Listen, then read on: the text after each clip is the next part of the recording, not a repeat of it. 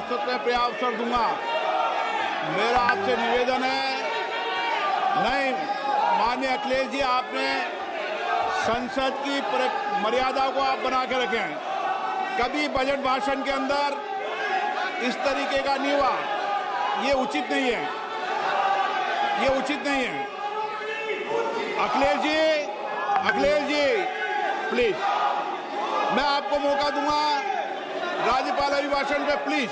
No, ये तरीका ठीक नहीं है। No,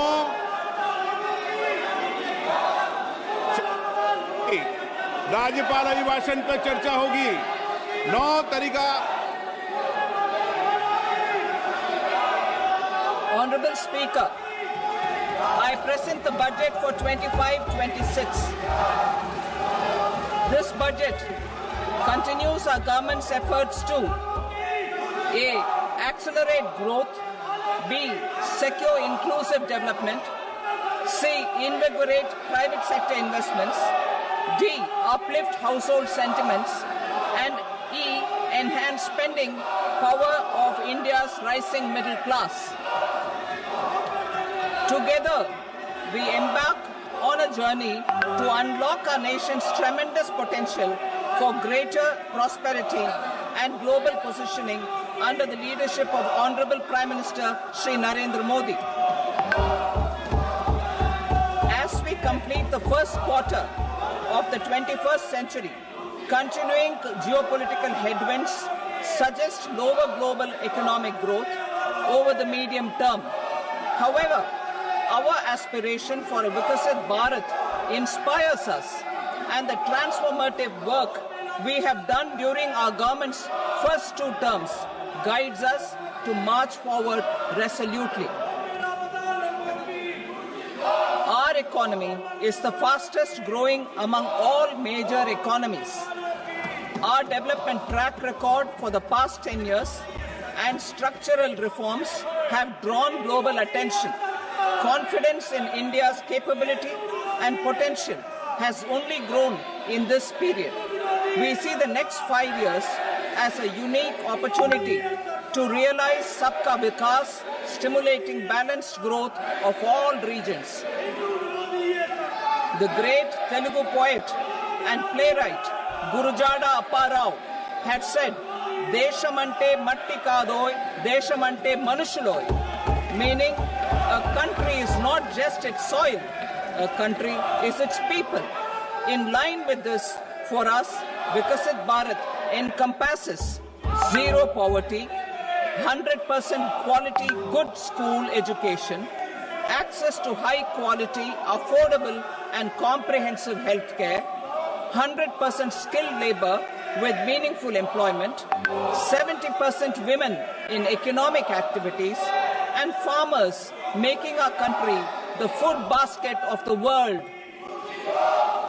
In this budget, the proposed development measures span 10 broad areas, focusing on Garib, youth, Annadata, and Nari, spurring agricultural growth and productivity, building rural prosperity and resilience, taking everyone together on an inclusive growth path, boosting manufacturing and furthering Make in India, supporting MSMEs, enabling employment-led development, investing in people, economy, and innovation, securing energy supplies, promoting exports, and nurturing innovation.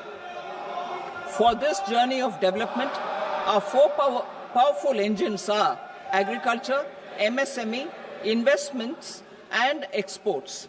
The fuel, our reforms, our guiding spirit, inclusivity, and the destination, Vikasit Bharat. This budget aims to initiate transformative reforms across 6 domains. During the first 5 years, these will augment our growth potential and global competitiveness. The domains are taxation, power sector, urban development, mining, financial sector, and regulatory reforms. Agriculture as the first engine. Now I move to specific proposals, beginning with agriculture as the first engine.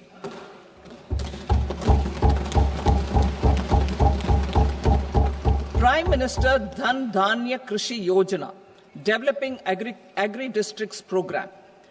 Motivated by the success of the Aspirational District Program, our government will undertake a Prime Minister Dhan Dhanya Krishi Yojana in partnership with states. Through the convergence of existing schemes and specialized measures, the program will cover 100 districts with low productivity, moderate crop intensity, and below average credit parameters. It aims to 1. Enhance agricultural productivity, 2. Adopt crop diversification and sustainable agricultural practices, 3. Augment post-harvest storage at the panchayat and block level, 4. Improve irrigation facilities, and 5. Facilitate availability of long-term and short-term credit. This program is likely to help 1.7 crore farmers. Building rural prosperity and resilience. A comprehensive multi-sectoral rural prosperity and resilience program will be launched in partnership with the states. This will address underemployment in agriculture through skilling, investment, technology, and invigorating the rural economy.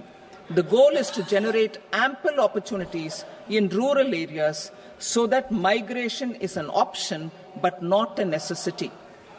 The program will focus on rural women, young farmers, rural youth, marginal and small farmers, and landless families.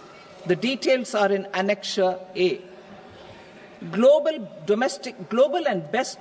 Domestic best practices will be incorporated, and appropriate technical and financial assistance will be sought from multilateral development banks.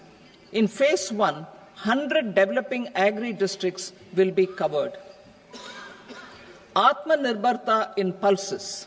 Our government is implementing the National Mission for Edible Oilseed for achieving Atmanirbharta in edible oils.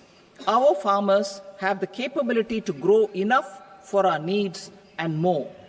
10 years ago, we made concerted efforts and succeeded in achieving near self-sufficiency in pulses. Farmers responded to the need by increasing the cultivated area by 50%, and government arranged for procurement and remunerative prices. Since then, with rising incomes and better affordability, our consumption of pulses has increased significantly. Our government will now launch a 6-year mission for Atmanirbharta in pulses with a special focus on Tuar, Urad and Masoor. Details are in Annexure B. Central agencies such as NAFED and NCCF will be ready to procure these 3 pulses as much as offered during the next 4 years from farmers who register with these agencies and enter into agreements. Comprehensive program for vegetables and fruits. It is encouraging that our people are increasingly becoming aware of their nutritional needs. It is a sign of a society becoming healthier. With rising income levels, the consumption of vegetables, fruits, and Sri Anna is increasing significantly. A comprehensive program to promote production, efficient supplies, processing, and remunerative prices for farmers will be launched in partnership with the states. Appropriate institutional mechanisms for implementation and participation of farmer producer organizations and cooperatives will be set up. Makhana board in Bihar. For this, there is a special opportunity for the people of Bihar. A Makhana board will be established in the state to improve production, processing, value addition, and marketing of Makhana. The people engaged in these activities will be organized into FPOs. The board will provide hand-holding and training support to Makhana farmers and will also work to ensure they receive the benefits of all relevant government schemes. A national mission on high-yielding seeds will be launched, aimed at 1. Strengthening research ecosystem, 2. Targeted development and propagation of seeds with high yield, pest resistance, and climate resilience, and 3. Commercial availability of more than 100 seed varieties released since July 2024. India ranks second largest globally in fish production and aquaculture. Seafood exports are valued at 60,000 crore rupees. To unlock the untapped potential of the marine sector, our government will bring in an enabling framework for sustainable harnessing of fisheries from Indian exclusive economic zone and high seas, with a special focus on the Andaman and Nicobar and Lakshadweep Islands. For the benefit of lakhs of cotton growing farmers, I am pleased to announce a mission for cotton productivity. This 5-year mission will facilitate significant improvements in productivity and sustainability of cotton farming and promote extra long staple cotton varieties. The best of science and technology support will be provided to farmers.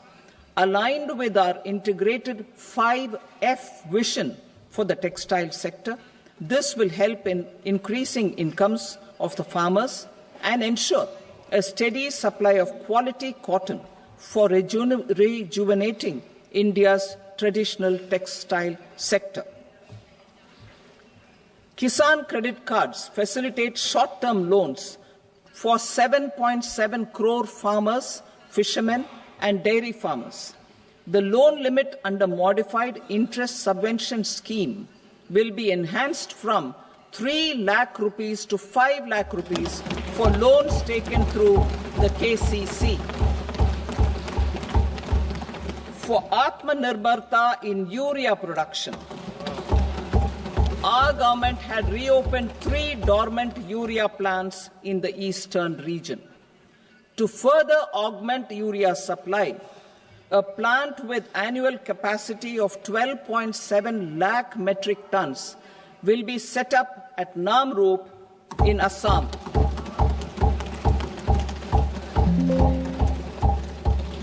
India Post, with 1.5 lakh rural post offices, complemented by the India Post Payment Bank and a vast network of 2.4 lakh Dak Sevaks, will be repositioned to act as a catalyst for the rural economy. Details are at Annexure C. India Post will also be transformed as a large public logistics organization.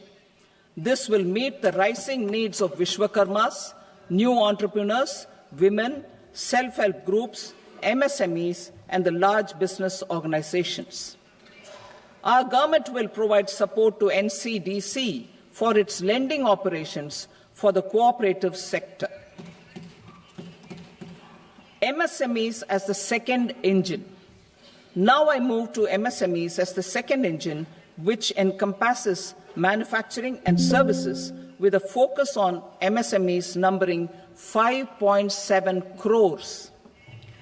Currently, over 1 crore registered MSMEs, employing 7.5 crore people and generating 36% of our manufacturing, have come together to position India as a global manufacturing hub. With their quality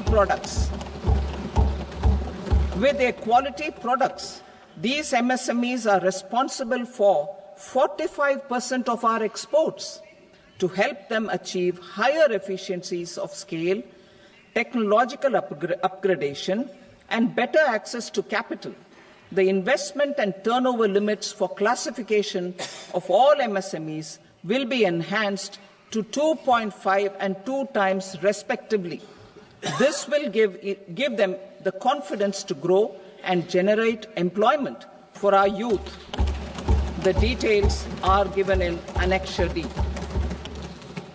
To improve access to credit, the credit guarantee cover will be enhanced. First, for micro and small enterprises from 5 crore to 10 crore rupees, leading to additional credit of 1.5 lakh crores in the next 5 years. Second, for startups from 10 crore rupees to 20 crore rupees, with the guarantee fee being moderated to 1% for loans in 27 focus sectors which are important for Atmanirbhar Bharat. And for well-run exporter MSMEs, for term loans up to 20 crore rupees. Also for the micro enterprises, we will introduce customized credit cards with a 5 lakh rupee limit for micro enterprises registered on Udyam portal. In the first year, 10 lakh such cards will be issued. Fund of funds for startups. The alternate investment fund, AIFs, for startups have received commitments of more than 91,000 crores rupees. These are supported by the fund of funds set up with the Government of India's contribution of 10,000 crore rupees. Now, a new fund of funds with expanded scope and a fresh contribution of another 10,000 crore rupees will be set up. A new scheme will be launched for 5 lakh women, scheduled castes and scheduled tribes, first-time entrepreneurs. This will provide term loans up to 2 crore rupees during the next 5 years. The scheme will incorporate lessons from the successful Stand Up India scheme. Online capacity building for entrepreneurship and managerial skills will also be organized. Measures for labor-intensive sectors.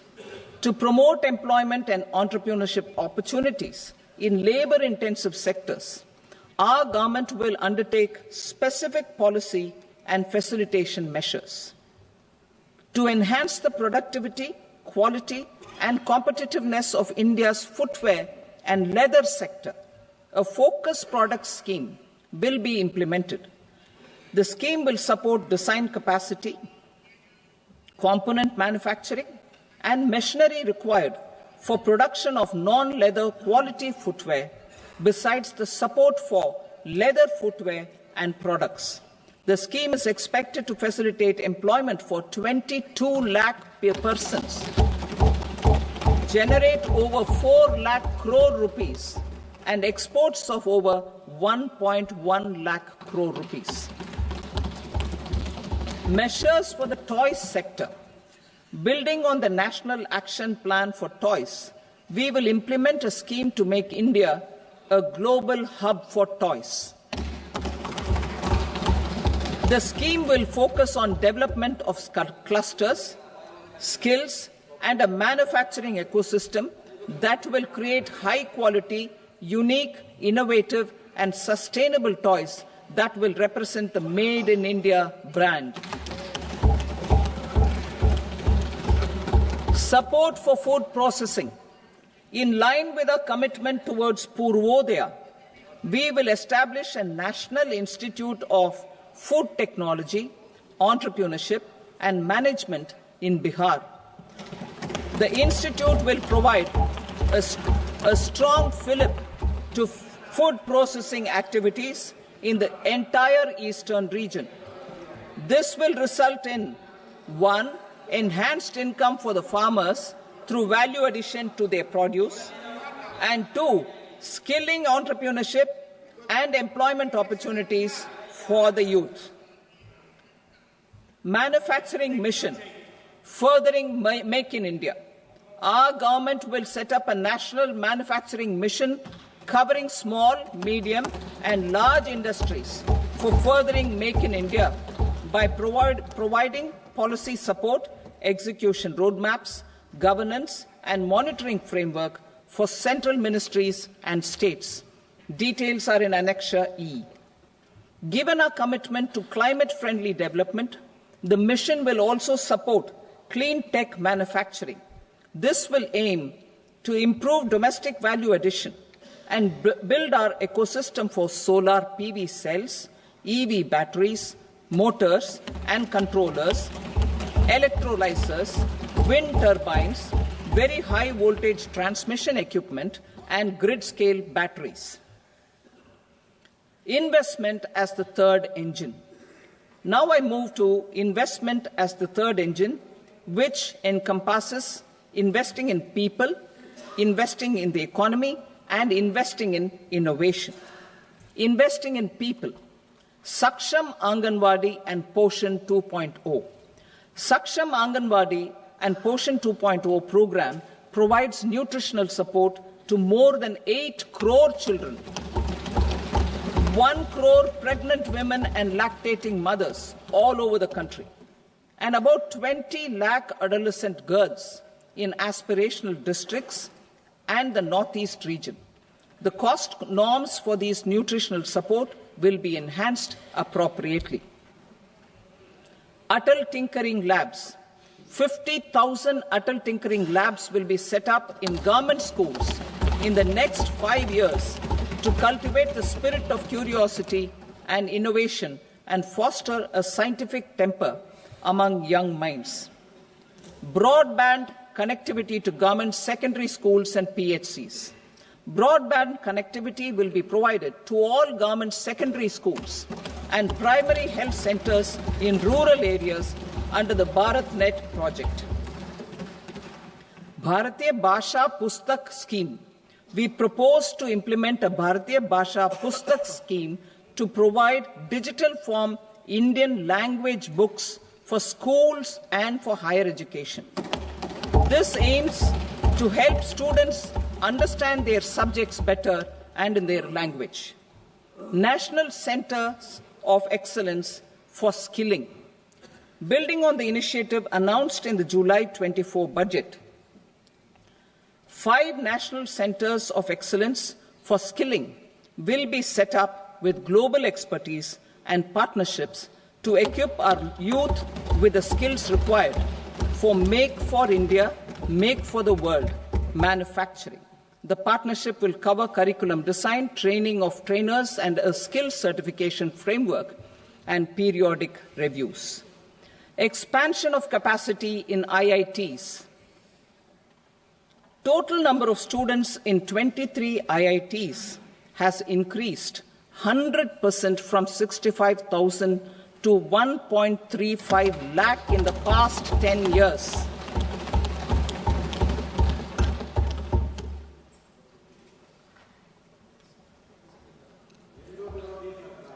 Additional infrastructure will be created in the 5 IITs started after 2014 to facilitate education for 6,500 more students. Hostel and other infrastructure capacity at IIT Patna will also be expanded.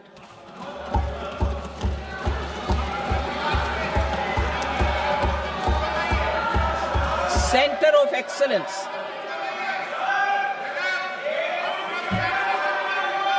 Center of Excellence in AI for Education. I had announced 3 centers of excellence in artificial intelligence for agriculture, health, and sustainable cities in 2023. Now a center of excellence in artificial intelligence for education will be set up with a total outlay of 500 crores. Expansion of medical education. Our government has added almost 1.1 lakh undergraduate and postgraduate medical education seats in 10 years, an increase of 130%. In the next year, 10,000 additional seats will be added in medical colleges and hospitals towards the goal of adding 75,000 seats in the next 5 years. Daycare cancer centers in all district hospitals.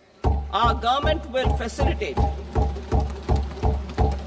setting up of daycare cancer centers in all district hospitals in the next 3 years.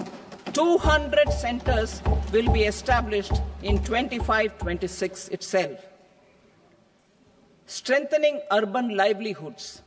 Our government has been giving priority to assisting urban poor and vulnerable groups. A scheme for socio-economic upliftment of urban workers will be implemented to help them improve their incomes, have sustainable livelihoods, and a better quality of life.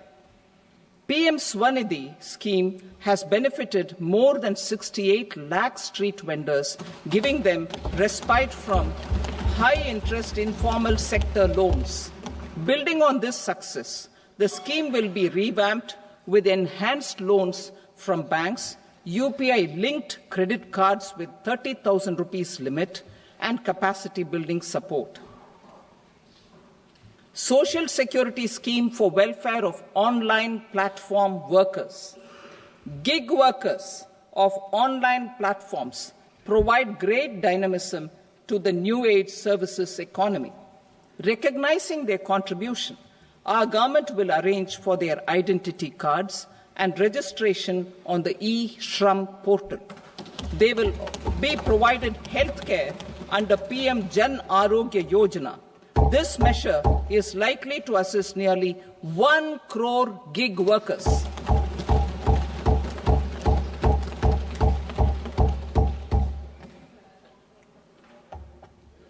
Investing in the economy.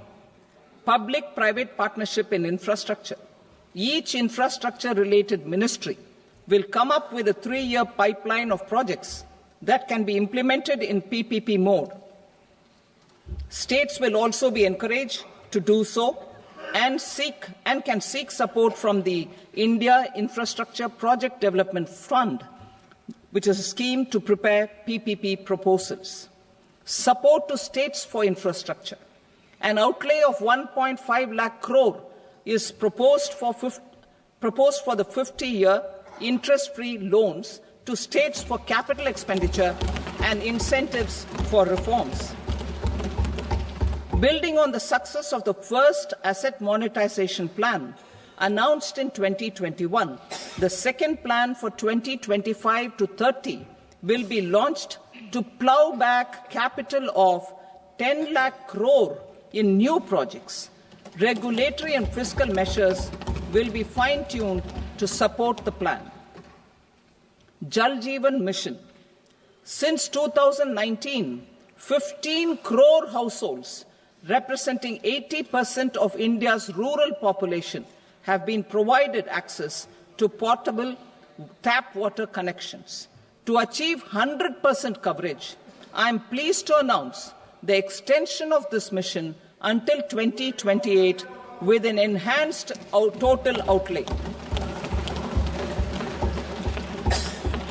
The mission's focus will be on the quality of infrastructure and O&M of rural piped water supply schemes through Jan Bhagidari. A separate MOU or separate MOUs will be signed with the states and union territories to ensure sustainability and citizen-centric water services delivery. Urban sector reforms. Building on the July budget proposals, urban sector reforms related to governance, municipal services, urban land and planning will be incentivized. Urban Challenge Fund. The government will set up an Urban Challenge Fund of 1 lakh crore rupees to implement the proposals for cities as growth hubs, creative redevelopment of cities, and for water and sanitation purposes announced in the July budget. This fund will finance up to 25% of the cost of bankable projects, with a stipulation that at least 50% of the cost is funded from bonds, bank loans, and PPPs. An allocation of 10,000 crore is proposed in 2025-26. Power sector reforms. We will incentivize electricity distribution reforms and augmentation of intrastate transmission capacity by states. This will improve financial health and capacity of electricity companies. Additional borrowing of 0.5% of GSDP will be allowed to states contingent on these reforms. Nuclear energy mission for Vikasit Bharat. Development of at least 100 gigawatt of nuclear energy by 2047 is essential for our energy transition efforts. For an active partnership with the private sector towards this goal, amendments to the Atomic Energy Act and the Civil Liability for Nuclear Damage Act will be taken up. A nuclear energy mission for research and development of small modular reactors with an outlay of 20,000 crore will be set up. At least 5 indigenously developed small modular reactors will be operationalized by 2033. Shipbuilding. The shipbuilding financial assistance policy will be revamped to address cost disadvantages. This will also include credit notes for shipbreaking in Indian yards to promote the circular economy. Large ships above a specified size will be included in the infrastructure harmonized master list. Shipbuilding clusters will be facilitated to increase the range, categories, and capacity of ships. This will include additional infrastructure, facilities, skilling, and technology to develop the entire ecosystem. Maritime Development Fund. For long-term financing for the maritime industry, a Maritime Development Fund with a corpus of 25,000 crore rupees will be set up.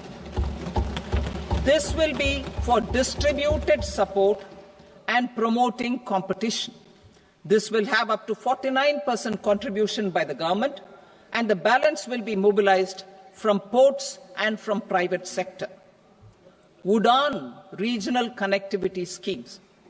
UDAN has enabled 1.5 crore middle-class people to meet their aspirations for speedier travel. The scheme has connected 88 airports, and operationalized 619 routes. Inspired by that success, a modified UDAN scheme will be launched to enhance regional connectivity to 120 new destinations and carry 4 crore passengers in the next 10 years. 4 crore additional passengers in the next 10 years. The scheme will also support helipads and smaller airports in hilly, aspirational, and northeast regional districts. Greenfield airports will be facilitated in Bihar to meet the future needs of the state. These will be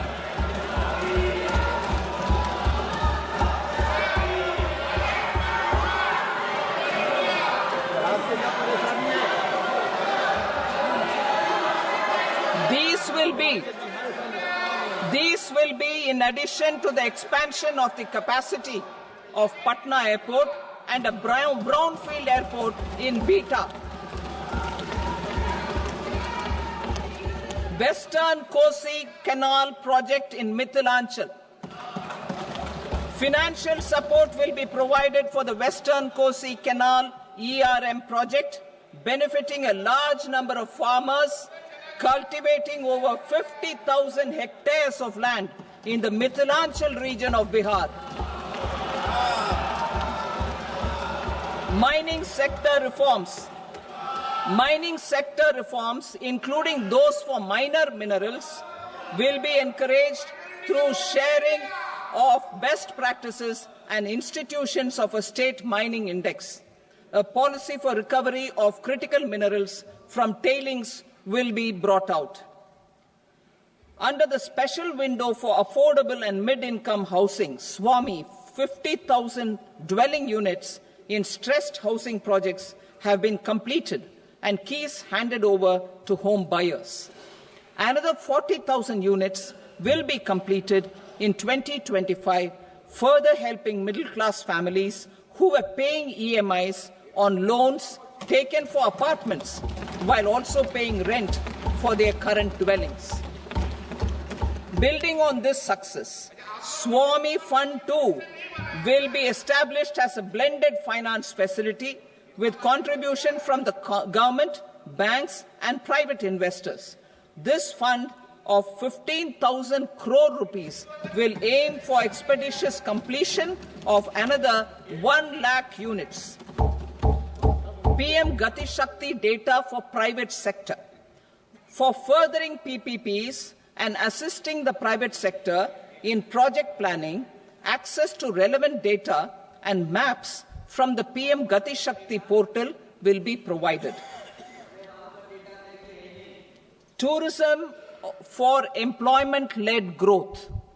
Top 50 tourist destination sites in the country will be developed in partnership with states through a challenge mode.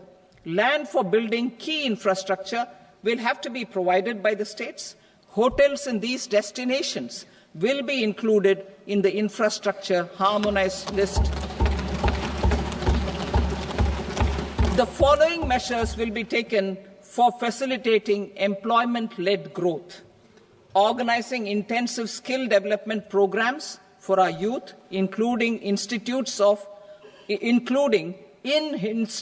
of hospitality management, providing mudra loans for homestays, improving ease of travel and connectivity to tourist destinations, providing performance-linked incentives to states for effective destination management, including tourist amenities, cleanliness and marketing efforts, and introducing streamlined e-visa facilities along with visa fee waivers for certain tourist groups.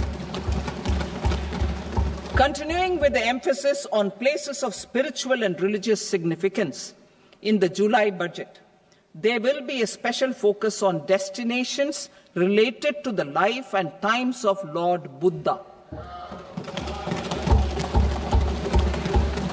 Medical tourism and heal in India.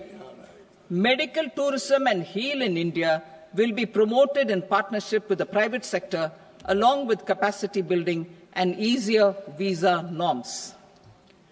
Investing in innovation. To implement private sector-driven research, development and innovation initiatives announced in the July budget, I am now allocating 20,000 crore rupees for this purpose. A deep tech fund of funds will also be explored to catalyze the next generation startups as a part of this initiative. In the next 5 years, under the PM Research Fellowship Scheme, we will provide 10,000 fellowships for technological research in IITs and IISc with enhanced financial support. The second gene bank with 10 lakh germplasm lines will be set up for future food and nutritional security. This will provide conservation support to both public and private sectors for genetic resources. We will start a national geospatial mission to develop foundational geospatial infrastructure and data. Using PM Gati Shakti, this mission will facilitate modernization of land records, urban planning, and design of infrastructure projects. A Gyan Bharatam mission for survey, documentation, and conservation of our manuscript heritage with academic institutions, museums, libraries, and private collectors will be undertaken to cover more than 1 crore manuscripts. We will set up a national digital repository of Indian knowledge systems for knowledge sharing. Now I move to exports as the fourth engine. We will set up an export promotion mission with sectoral and ministerial targets driven jointly by the Ministries of Commerce, MSME, and Finance. It will facilitate easy access to export credit, cross-border factoring support, support to MSMEs to tackle non-tariff measures in overseas markets. A digital public infrastructure, Bharat Trade Net, for international trade will be set up as a unified platform for trade documentation and financing solutions. This will complement the Unified Logistics Interface platform. The BTN will be aligned with international practices. Support will be provided to develop domestic manufacturing capacities for our economy's integration with global supply chains. Sectors will be identified based on objective criteria. Facilitation groups with participation of senior officers and industry representatives will be formed for select products and supply chains. Through this, there are huge opportunities related to Industry 4.0, which needs high skills and talent. Our youth have both. Our government will support the domestic electronic equipment industry to leverage this opportunity for the benefit of our youth. A national framework will be formulated as guidance to states for promoting global capability centers in emerging Tier 2 cities. This will suggest measures for enhancing availability of talent and infrastructure, building bylaw reforms, and mechanisms for collaboration with industry. Our government will facilitate upgradation of infrastructure and warehousing for air cargo, including high-value perishable horticultural produce. Cargo screening and customs protocol will be streamlined and made user-friendly. Reforms as the fuel. Over the past 10 years, our government has implemented several reforms for convenience of taxpayers, such as faceless assessment, 2, taxpayer charter, 3, faster returns, 4, almost 99% returns being on self-assessment, and 5, Vivad Se Vishwas scheme.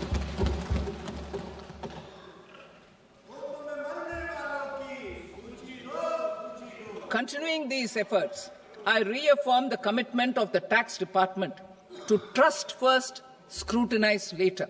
I also propose to introduce the new income tax bill next week. I will detail the indirect tax reforms and changes in direct taxes in Part B. Financial sector reforms. The FDI limit for the insurance sector will be raised from 74 to 100%. This enhanced limit will be available for those companies which invest the entire premium in India. The current guardrails and conditionalities associated with foreign investment will be reviewed and simplified. The services of India Post Payment Bank will be deepened and expanded in rural areas. NABFID will set up a partial credit enhancement facility for corporate bonds for infrastructure. Public sector banks will develop Grameen Credit Score framework to serve the credit needs of SHG members and people in rural areas. A forum for regulatory coordination and development of pension products will be set up. To implement the earlier announcement on simplifying the KYC processes, the revamped Central KYC Registry will be rolled out in 2025. We will also implement a streamlined system for periodic updating. Requirements and procedures for speedy approval of company mergers will be rationalized. The scope for fast-track mergers will also be widened and the process made simpler. As proposed in the interim budget, we signed bilateral investment treaties with 2 countries in 2024 to encourage sustained foreign investment and in the spirit of First Develop India, the current model BIT will be revamped and made more investor-friendly. In the last 10 years, in several aspects, including financial and non-financial, our government has demonstrated a steadfast commitment to ease of doing business. We are determined to ensure that our regulations must keep up with technological innovations and global policy developments. A light-touch regulatory framework based on principles and trust will unleash productivity and employment. Through this framework, we will update regulations that were made under old laws. To develop this modern, flexible, people-friendly and trust-based regulatory framework appropriate for the 21st century, I propose 4 specific measures. A high-level committee for regulatory reforms will be set up for a review of all non-financial sector regulations, certifications, licenses, and permissions. The committee will be expected to make recommendations within a year. The objective is to strengthen trust-based economic governance and take transformational measures to enhance ease of doing business, especially in matters of inspection and compliances. States will be encouraged to join in this endeavour. An investment friendliness index of states will be launched in 2025 to further the spirit of competitive, cooperative federalism. Under the Financial Stability and Development Council, a mechanism will be set up to evaluate impact of the current financial regulations and subsidiary instructions. It will also formulate a framework to enhance their responsiveness and development of the financial sector. In the Jan Vishwas Act 2023, more than 180 legal provisions were decriminalized. Our government will now bring up the Jan Vishwas Bill 2.0 to decriminalize more than 100 provisions in various laws. I now move to fiscal policy. In the July budget, I had committed to staying the course for fiscal consolidation. Our endeavour will be to keep the fiscal deficit each year such that central government debt remains on a declining path as a percentage of the GDP. The roadmap for the next 6 years has been detailed in the FRBM statement. Revised estimates for 2024-25. The revised estimate of the total receipts other than borrowings is 31.47 lakh crore rupees, of which the net tax receipts are 25.57 lakh crore rupees. The revised estimate of the total expenditure is 47.16 lakh crore rupees, of which the capital expenditure is about 10.18 lakh crore rupees. The revised estimate of the fiscal deficit is 4.8% of the GDP. Budget estimates for 25-26. Coming to 25-26, the total receipts other than borrowings and total expenditure are estimated at 34.96 lakh crore rupees and 50.65 lakh crore rupees respectively. The net tax receipts are estimated at 28.37 lakh crore rupees. The fiscal deficit is estimated to be 4.4% of GDP. To finance the fiscal deficit, the net market borrowings from dated securities are estimated at 11.54 lakh crore. The balance financing is expected to come from small savings and other sources. The gross market borrowings are estimated at 14.82 lakh crore rupees. I will now move to Part B. Indirect taxes. My proposals relating to customs aim to rationalize tariff structure and address duty inversion. These will also support domestic manufacturing and value addition, promote exports, facilitate trade, and provide relief to common people. Rationalization of customs tariff structure for industrial goods. As a part of comprehensive review of customs rate structure announced in July 2024 budget, I propose to 1.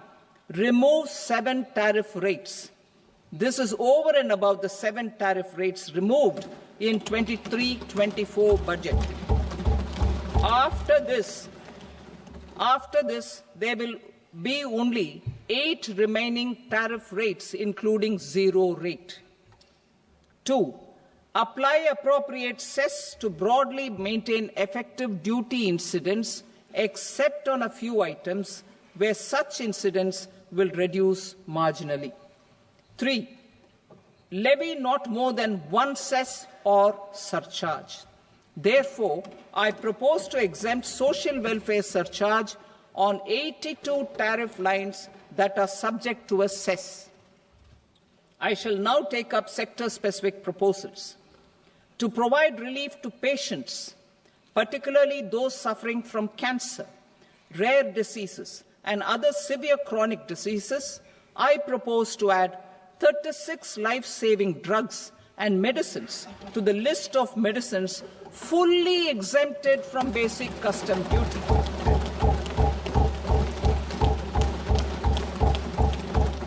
I also propose to add 6 life-saving medicines to the list attracting concessional custom duty of 5%. Full exemption and concessional duty will also respectively apply on the bulk drugs for manufacture of the above.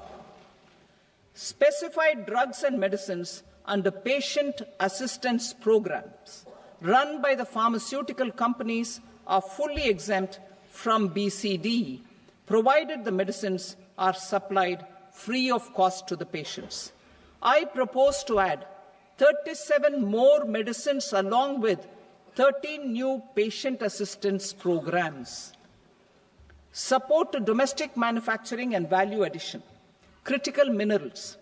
In the July 2024 budget, I had fully exempted BCD on 25 critical minerals that are not domestically available.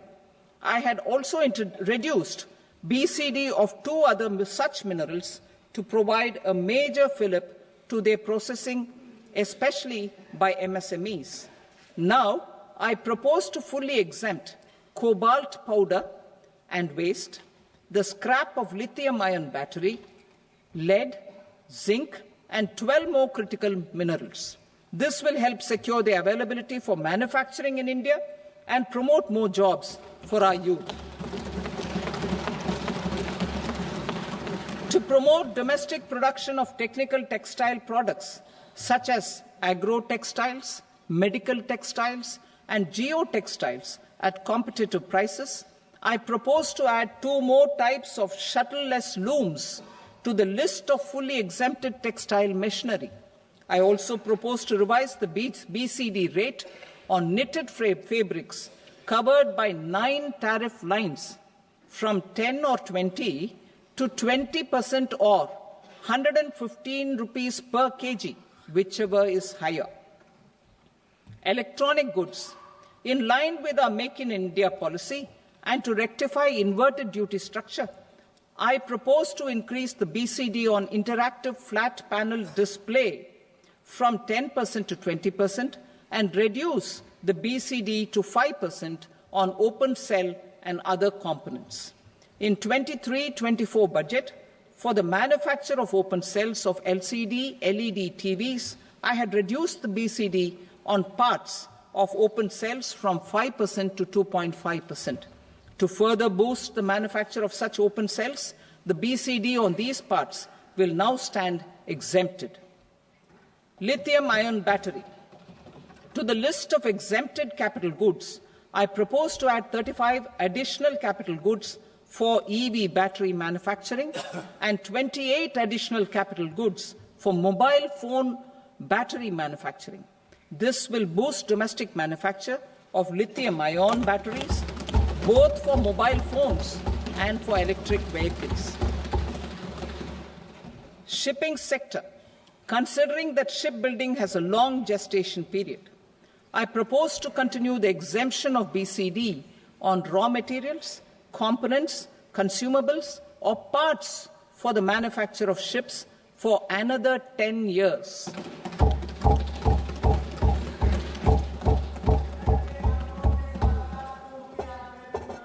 I also propose the same dispensation for shipbreaking to make it more competitive. Telecommunication. To prevent classification disputes, I propose to reduce the BCD from 20% to 10% on carrier-grade Ethernet switches to make it at par with non-carrier-grade Ethernet switches. Export promotion. To facilitate exports of handicrafts, I propose to extend the time period for export from 6 months to 1 year, further extendable by another 3 months if required. I also propose to add 9 items to the list of duty-free inputs. Leather sector. I propose to fully exempt BCD on wet blue leather to facilitate imports for domestic value addition and employment. I also propose to exempt crust leather from 20% export duty to facilitate exports by small tanners. Marine products. To enhance India's competitiveness in the global seafood market, I propose to reduce BCD from 30% to 5% on frozen fish paste, surimi, for manufacture and export of its analog products. I also propose to reduce BCD from 15% to 5% on fish hydrolysates for manufacture of fish and shrimp feed.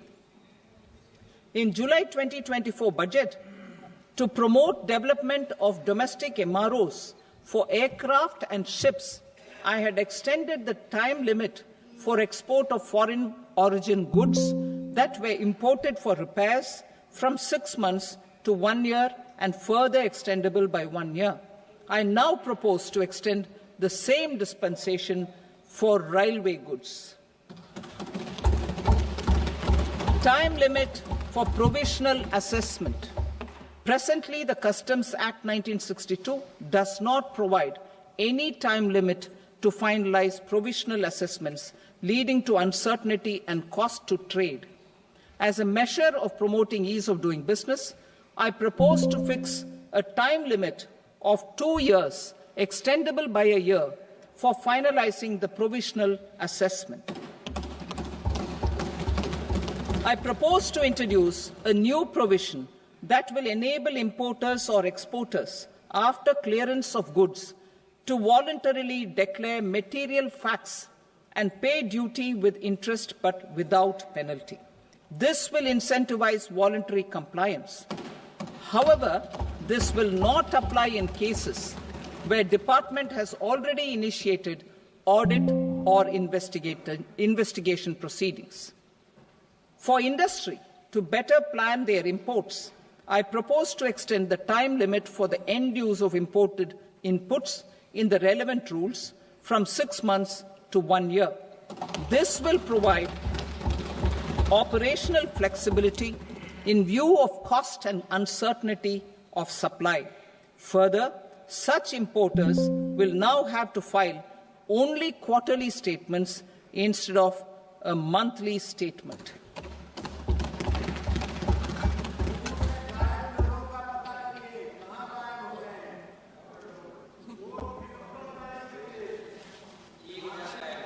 I now come to my direct tax proposals. In Part A, I have briefly underlined taxation reforms as one of key reforms to realize our vision of Vikasit Bharat. In respect of criminal law, our government had earlier ushered in Bharatiya Nyaya Sanhita, replacing Bharatiya Danda Sanhita. I am happy to inform this august House and the country that for new income tax bill will carry forward the same spirit of Nyaya in its drafting as well. The new bill will be clear and direct in text, with close to half of the present law in terms of both chapters and words. It will be simple to understand for taxpayers and tax administrators, leading to tax certainty and reduced litigation. Reforms, however, are not a destination. They are means to achieve good governance for our people and economy. Providing good governance primarily involves being responsive. The Tirukkural captures this in verse 542, which reads, "Vaanokki vaazhum ulagallam, mannavan kol nokki vaazhum kudi," meaning, just as the living beings live expecting rains, citizens live expecting good governance. Our government is committed to keeping an ear to the ground and a finger on the pulse and responding while balancing our national building efforts.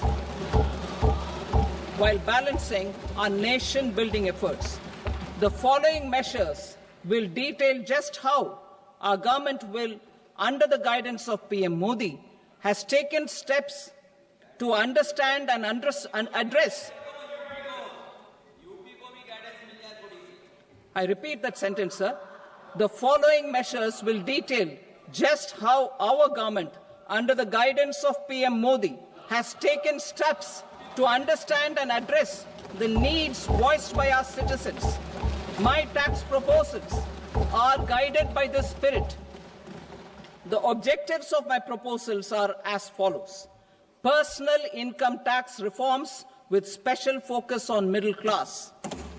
Rationalization of TDS and TCS for easing difficulties. Encouraging voluntary compliance. Reducing compliance burden. Ease of doing business, employment and investment. I will come to my proposal on personal income tax towards the end. TDS and TCS, rationalization for easing difficulties. I propose to rationalize tax deduction at source, TDS, by reducing the number of rates and thresholds above which TDS is deducted.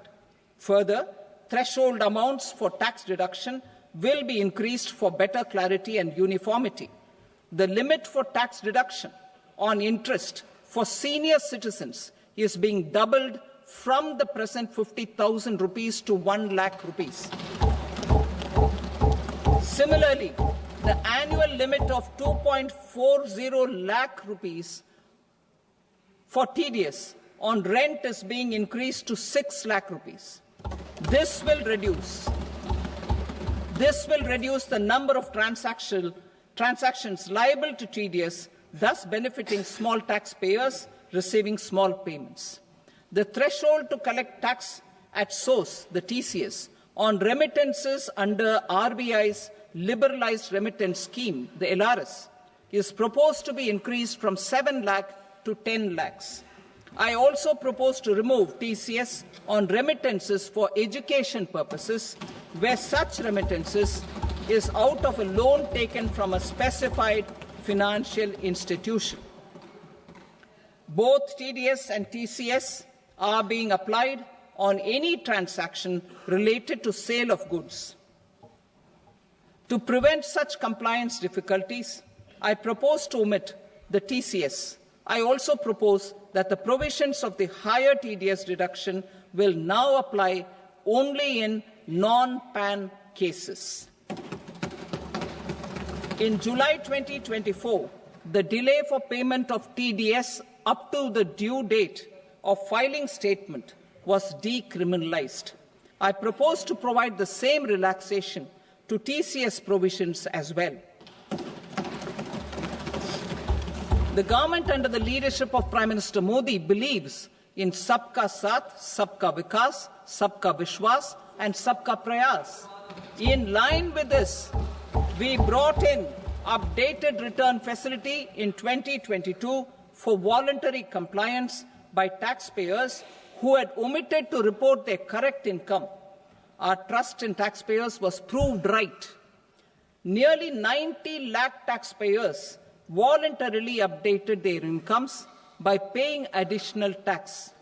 Taking this trust further, I now propose to extend the time limit to file updated returns for any assessment year from the current limit of 2 years to 4 years.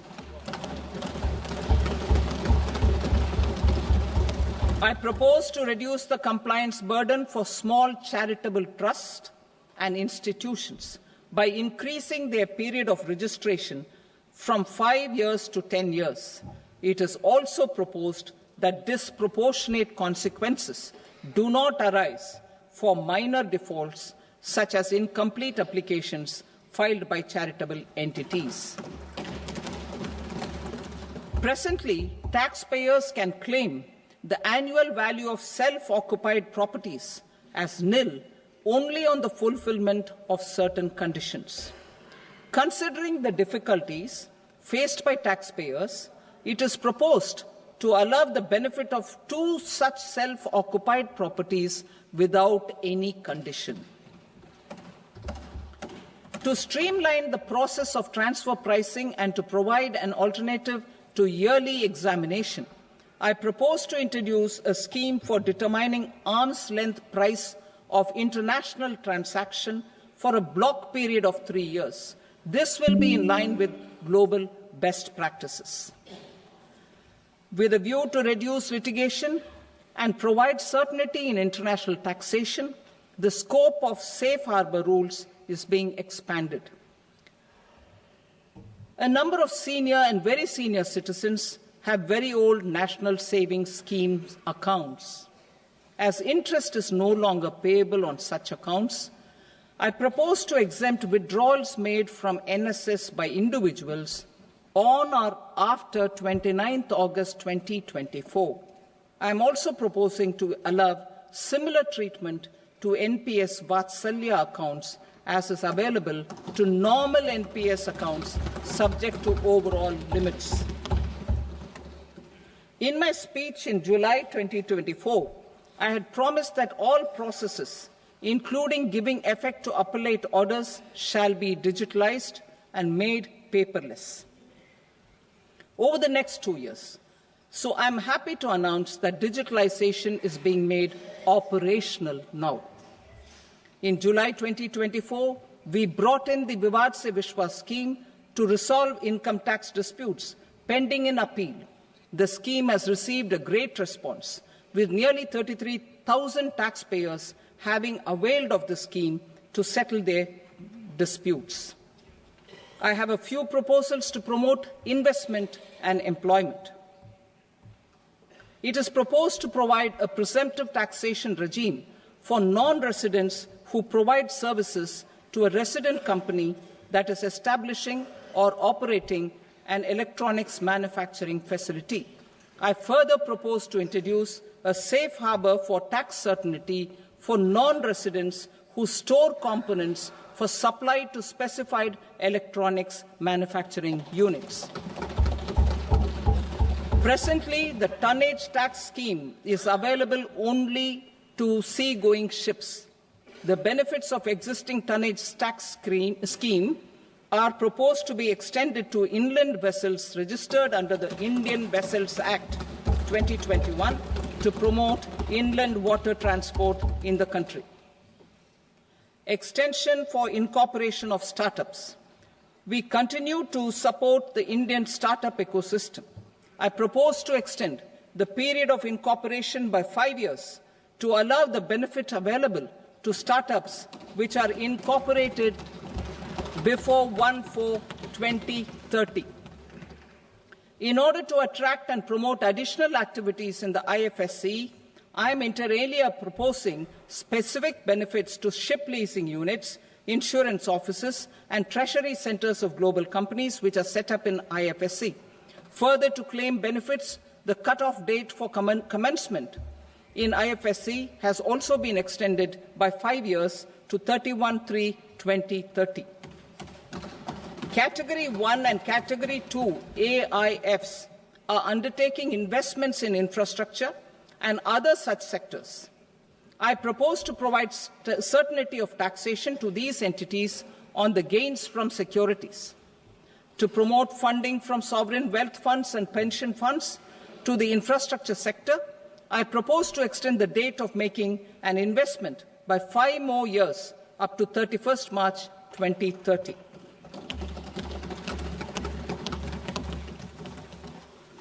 Personal income tax reforms with special focus on middle class. Democracy, demography, and demand are the key support pillars in our journey towards Vikasit Bharat.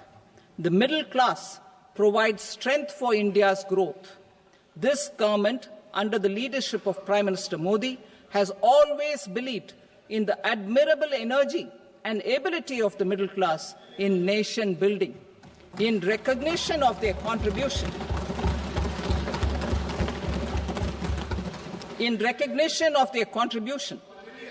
we have periodically reduced their tax burden. Right after 2014, the nil tax slab was raised to 2.5 lakhs of rupees, which was further raised to 5 lakh rupees in 2019 and to 7 lakh rupees in 2023. This is reflective of our government's trust on the middle-class taxpayers. I am now happy to announce that there will be no income tax payable up to income of 12 lakh rupees.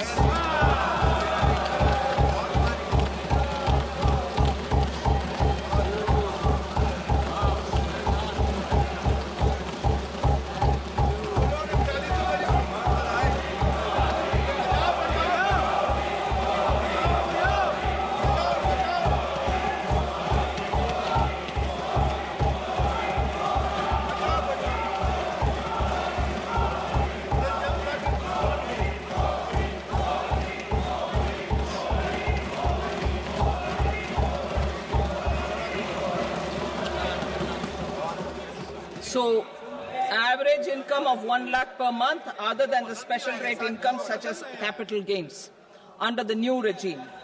This limit will be 12.75 lakh for salaried taxpayers due to the standard deduction of 75,000. Slabs and rates are being changed across the board to benefit all taxpayers. The new structure will substantially reduce the taxes of the middle class and leave more money in their hands, boosting household consumption, savings, and investment. In the new tax regime, I propose to revise tax rate structures as follows: 0 to 4 lakh rupees nil, 4.8 lakh rupees to 4 to 8 lakh rupees 5%, 8 to 12 lakh rupees 10%, 12 to 16 lakh rupees 15%, 16 to 20 lakh rupees 20%, 20 to 24 lakh rupees 25%, and above 24 lakh rupees 30%. To taxpayers up to 12 lakh of normal income, other than special rate income such as capital gains. I read that again. To taxpayers up to 12 lakh of income, other than special rate income such as capital gains, tax rebate is being provided in addition to the benefit due to slab rate reduction in such a manner that there is no tax payable by them. The total tax benefit of slab rate changes and rebate at different income levels can be illustrated with a few examples. A taxpayer in the new regime with an income of 12 lakh rupees will get a benefit of 80,000 rupees in tax, which is 100% of tax payable as per the existing rates. A person having income of 18 lakh rupees will get a benefit of 70,000 rupees in tax, that is 30% of tax payable as per existing rates. A person with an income of 25 lakh gets a benefit of 1,10,000 rupees, that is 25% of his tax payable as per existing rates. Details of my tax proposals are given in the annexure. As a result of these proposals, Honourable Speaker, sir, revenue of about 1 lakh crore in direct taxes and 2,600 crores in indirect taxes will be foregone. Mr. Speaker, sir, with this, I commend the budget to this august House.